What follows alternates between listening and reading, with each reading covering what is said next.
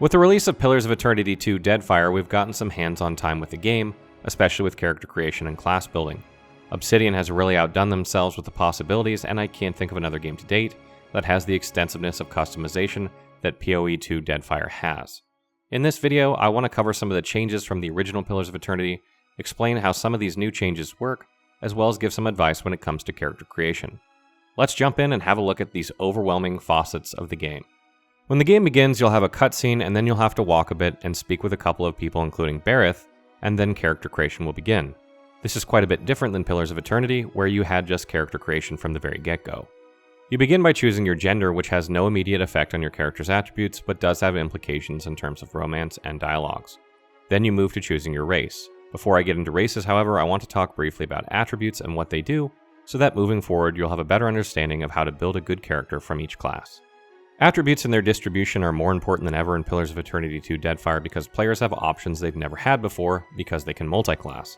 Let's take a look at, or refresh if you're a returning player, just what these attributes affect so we can get a better sense of how to choose a race when making a character.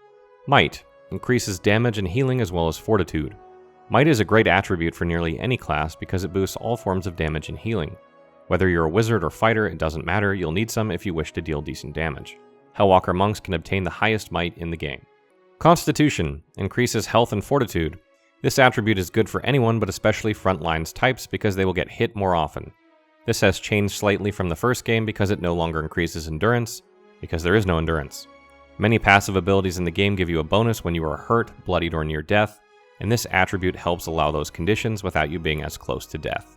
Dexterity increases the character's action speed in combat and reflex. Action speed not only affects attack time and reload time, but also recovery time and cast time. Because this calculation is done by percentage, it is more effective on characters that have long cast times, reload times, or recovery times than it is on ones who don't. These will primarily be spellcasters and those who utilize firearms.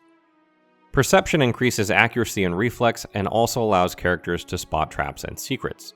By increasing your accuracy, you not only increase your chance to hit, but also your chance to crit, making it effective at increasing your damage.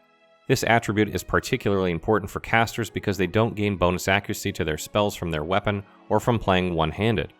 Perception no longer grants a bonus to interrupt like it did in the first game because interrupts are handled differently. Intellect increases duration and size of area of effect abilities as well as will. Also increases your logic and deduction of puzzles.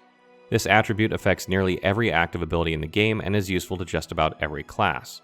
Because it's calculated by a percentage, it will work better for durations and AoEs that are already long or large, so take that into consideration when deciding how much you want to invest. Resolve increases will and deflection and reduces hostile duration. The minus percentage hostile duration and will are much stronger than the deflection bonus, and will serve those on the front lines in good stead. You shouldn't need as much of this if you aren't being hit often. No longer adds a bonus to concentration because concentration is handled differently. Just like Pillars of Eternity, you can select the exact same races and subraces, which have mostly the same bonuses as they did in the first game. If you know what you like to use in the first game, then you can play that again in the second. This makes things really easy for returning players who may not have played in a while, as even the descriptions of the subraces remain the same. The differences here are purely cosmetic as the game has gotten a bit of a facelift in this area. Pardon the pun. Amawa, bonus +2 might, subraces, Coastal Amawa, and Island Amawa. Coastal Amawa have a natural resistance to might afflictions which are stunned, dazed, and staggered. Resistance doesn't mean they are immune, it means they downgrade the effect by one tier. Stunned becomes dazed, dazed becomes staggered, and staggered becomes no effect. This effectively means they cannot be stunned because stuns will always be downgraded to dazed. Island Amawa are immune to movement impediments like water, mud, and deep sand while in combat. This is useful for some areas of the game where the landscape impacts the tactics of a given fight. Dwarf, bonuses +2 might, +1 constitution, -1 dexterity.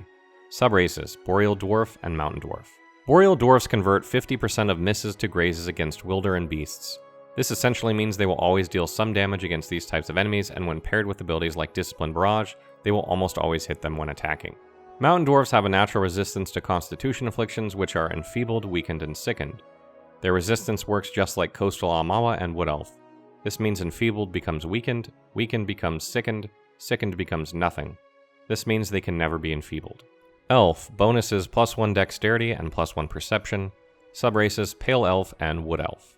Pale Elves gain +4 burn and freeze armor, making them particularly defiant in the face of casters who deal these type of damage. Depending on your armor type, this can help fill in some of the weaker gaps. Wood Elves have a natural resistance to dexterity afflictions which are paralyzed, immobilized, and hobbled. Their resistance works just like the Coastal Amawas does by reducing the tier of their affliction by 1. Paralyzed becomes immobilized, immobilized becomes hobbled, hobbled becomes none. This means they cannot be paralyzed because this effect will always be downgraded to immobilized. Godlike, bonus is +1 dexterity and +1 intellect. Subraces, Death Godlike, Fire Godlike, Moon Godlike, and Nature Godlike. Death Godlike gain +20% damage against near-death targets as well as +3 to all power levels when near death. This is just an all-around great subclass. Fire Godlike gain +2 burn armor as well as +1 armor when near death and return burn damage to attackers with melee weapons. This subclass is a great choice for a tank. Moon Godlike heal in a small AoE around them the first time they are hurt, bloodied, or near death in combat. This is 3 separate heals, 1 at each threshold. If an attack would break 2 thresholds at once, you will get both heals. Nature Godlike gain +2 power level while under the effects of might, dexterity, or intellect inspirations. Many abilities give these inspirations, so this is a great choice for any build. Human, bonuses +1 might, +1 resolve. Subraces, meadowfolk, oceanfolk, and savannah folk. All 3 subraces share the same ability, which is Fighting Spirit. Fighting Spirit grants +7 accuracy and +15% damage when bloodied or near death. This is another all-around good passive for just about any build.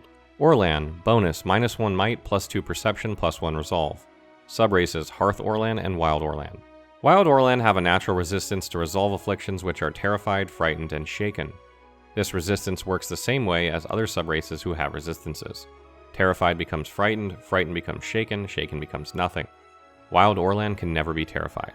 Hearth Orlan gain a 10% chance for some of their hits to become crits. This is an excellent subclass for builds that rely upon crit damage like Assassin or Berserker. Once you've selected your race, you'll move on to the class selection portion of character creation. This is the most challenging and complicated part and has changed quite considerably from the original Pillars of Eternity. Immediately upon starting, you'll be asked to choose a single class or multi-class. This is a huge decision because you're effectively deciding here to be the most powerful, let's say, Druid, or if you'd rather be a hybrid class that isn't as powerful at being a Druid, but can do other things like be a wizard or a fighter. This one aspect changes things immensely and adds vastly more dedicated time to making this decision. If you have questions about how exactly multi-classing works, please see my guide for all the details. Each class has subclasses that not only confer unique bonuses and penalties, but can also change the starting abilities the characters can pick from. For example, choosing the Assassin subclass of Rogue will increase the critical hit damage, accuracy, and penetration of all attacks from stealth, at the cost of receiving more damage from all sources.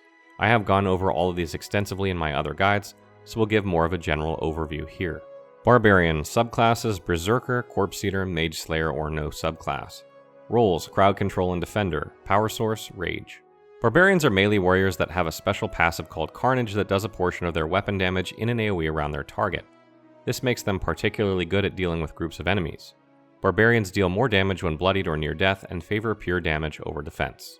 Berserkers become confused when using Frenzy in exchange for more penetration, more armor, and increased chance that hits will become crits with melee attacks. They also take raw damage over time and cannot see their own health. This is a high-risk, high-reward version of the Barbarian and takes more management than other subclasses. Corpse Eaters can eat corpses while in combat to gain health and replenish rage. In exchange, their rage costs are increased by +1, which is significant. This subclass is recommended for players more familiar with the Barbarian class and the game's mechanics. Mage Slayers gain passive spell resistance and can interrupt casters with attacks. The downside is they cannot use potions or scrolls, and all friendly durations on them last 50% as long, which includes Frenzy. This subclass can really help deal with casters, just be careful how you multiclass it or you may regret your decision. Chanter, subclasses Beckoner, Scald, Troubadour, no subclass. Roles, Support and Crowd Control. Power Source, Phrases. Chanters passively chant phrases while in combat that buff friendlies or debuff or damage enemies. They can also cast spells once they have chanted enough phrases. They have some of the best summon spells in the game and are great at supporting their group. Because they can keep chanting, they can keep casting spells over the course of the fight without running out of resources. Beckoner's summon spells cost 1 less phrase to cast, and they double the number of units they summon with summon invocations at the expense of shorter duration and less health. Choose this subclass if you want to spend most of your time summoning. Scalds are the melee version of Chanters and gain a phrase 50% of the time when they crit with a melee attack. This is on top of the phrases they gain from chanting. Offensive invocations cost them 1 less phrase to use, and all other invocations cost 1 more. This works out well because there are many offensive invocations that have short cast times and short range. Troubadour's linger period is longer than other chanters, making their phrases more effective. They can also toggle the ability Brisk Recitation, which allows them to sacrifice their linger in exchange for 50% increased chant time. This allows them to build up phrases faster and cast invocations more frequently. Their spells cost +1 phrases to cast, however. Cipher, Subclasses, Ascendant, Beguiler, Soulblade, and no subclass. Roles, Crowd Control and Striker. Power Source, Focus. Ciphers use a blend of magic and weapons to deal with their enemies. They gain focus each time they strike with a weapon, which then allows them to cast spells, and the more damage they deal, the more they build focus. Ciphers can keep building focus over the course of a fight, which allows them to keep casting spells without running out of resources, much like the Chanter. Ascendants begin each fight with more starting focus, and they have a higher max focus limit, which means they can cast more easily from the very start of combat than other subclasses. They take a -1 power level penalty until they reach max focus, however, at which point they gain +3 power levels, and all their spells cost nothing for a good chunk of time. Beguilers excel at crowd controlling and dealing damage to crowd-controlled enemies, and much like the Rogue, they gain an increase in damage to sneak attack vulnerable targets. Their deception spells have longer range and can also return focus, making them the only type of Cipher who can gain focus from casting some sort of spell. Soulblades excel at melee range and gain a special ability called Soul Annihilation. This ability consumes all accumulated focus into one powerful raw damage attack that must be done at melee range. Soulblades take a penalty to max focus, but their shred spells also cost them less focus to cast. Druid, Subclasses, Fury, Lifegiver, Shifter, Animist. Roles, Crowd Control, Support, and Striker. Power Source, Nature. Druids do a mix of different damage types with a heavy focus on nature, and they can spirit shift into an animal once per encounter. Since shifted druids generally attack at melee range, this makes the druid sort of a hybrid class. However, they gain armor and specific weapons when doing so they don't need to worry about managing gear for their shifted form. Fury druids shift into a Stormblight instead of an animal, which is the only shifted form that has a ranged attack. They gain increased range and penetration with element spells and can extend their duration by killing an enemy. However, they cannot cast rejuvenation spells. This subclass is a great choice for druids who want to play at range without having to melee. Lifegiver druids gain +2 power level to their rejuvenation spells and a further +3 power level to them when shifted. However, once their shift ends, they take a -5 penalty to rejuvenation spells. This means they will be more effective healers overall, but will probably not spirit shift that often due to the severe penalty afterwards. Shifter druids can shift into each of the 5 spirit animals available to the druid during each encounter, and the duration of their shifts lasts twice as long as other druids. The downside is that they cannot cast spells while shifted, even spells from other classes. They can, however, use weapon-based abilities should they multiclass. Animists have no bonuses or penalties and are a great choice for the druid who wants to shift into an animal once per encounter, but don't want a penalty afterward and still want to be able to cast spells while doing so. Fighter, Subclasses, Blackjacket, Devoted, Unbroken, no subclass. Roles, Defender and Striker. Power Source, Discipline. Fighters have a heavy focus on weapons and are a fairly balanced class when it comes to offensive and defensive capabilities. Fighters possess stances that give themselves further bonuses, and they can cycle through them as needed, choosing the best one for the situation they are facing. Blackjackets lose access to constant recovery, which typically heals the fighter for the first 45 seconds of combat. In exchange, they gain an additional weapon set and an additional proficiency, and can swap weapons faster than other characters. This allows them to put weapons with long reload times in each slot and cycle through them instead of reloading at the beginning of combat. Devoted specialize in one particular weapon type, gaining bonus penetration and crit damage with it, and they take an accuracy penalty when using any other weapon type. However, they can still get this bonus when unarmed or using a shield, even if they have no proficiency in that shield type. Unbroken fighters can engage +1 enemy, gain +1 armor when using a shield, and gain a huge amount of penetration on enemies who disengage from them. This makes them exceptional tanks with some potential for dealing damage. Monk, Subclasses, Hellwalker, Nalpazka, Shattered Pillar, no subclass. Roles, Striker and Defender. Power Source, Mortification, and Wounds. Monks prefer unarmed combat, gaining bonuses to damage, penetration, and accuracy for fighting without a weapon. They gain wounds while in combat, giving them access to a secondary resource they can spend on a subset of abilities. They have some of the fastest attacks in the game and excel at interrupting enemies. Note that if you multiclass with any other class that has monastic unarmed training, it will be replaced with the monk's Transcendent Suffering, and you cannot select it. Hellwalker monks gain increased might each time they gain a wound and begin combat with 1 extra wound, but take +5% increased damage for each wound they have. This makes Hellwalkers some of the deadliest characters in the game, but they must be managed carefully so that they don't die from the extra damage they take. Nalpazka monks double the duration of all drugs they ingest and also gain a wound every 3 seconds while under the influence of drugs in combat. However, once these drugs wear off, they will be unable to heal until they rest, which means they will need to rest much more often than other characters. Shattered Pillar monks gain wounds when inflicting damage instead of taking it, but the downside is they must deal twice as much damage to gain them, and they have a max of 5, which is half that of other monks. This is a good choice if you plan on being hit less often but still want to gain wounds. Paladin, subclasses Bleakwalkers, Darkazi Paladini, Goldpack Knights, Kind Wayfarers, the Shieldbearers of St. Elka. Roles: Support and Defender. Power source: Zeal. Paladins are warriors that specialize in defense, healing, and burn damage. They gain a passive boost to defense from Faith and Conviction, and this changes based on how closely they follow the alignment of their subclass. Paladins possess powerful auras that benefit party members around them, and they can switch these at will, much like the fighter can with stances. Bleakwalkers deal increased corrode damage with Flames of Devotion and also make the target sickened. They are the go-to choice for DPS paladins because no other subclass increases damage to such an extent. Darkazi Paladini are capable of casting a flame shield on themselves or a friendly party member, which provides Priest armor and deals burn damage to those that strike the target with melee attacks. Note that the duration of the flame shield lasts much longer than the lay-on hands heal. Goldpack Knights gain armor after casting Sworn Enemy on a target. This armor lasts until you've taken a certain number of hits, but can be reapplied by recasting Sworn Enemy. Consider this one if you need a boost in armor or plan to play a ranged paladin. Kind Wayfarers heal themselves and nearby allies when attacking with Flames of Devotion. The heal is always done around the paladin, not the enemy struck, and since Flames of Devotion is a full attack, if you dual wield, you can heal twice. The Shieldbearers of St. Elka can engage one additional enemy when equipped with a shield, and can cast a version of Lay on Hands that makes the target unkillable for the duration. This is a good subclass for a tank or a support-like role. Priest, subclasses Bareth, Aothas, Magran, Skane, and Whale. Roles: Support. Power source: Faith. Priests have a wide variety of spells but focus mainly on healing and buffing their group or debuffing enemies.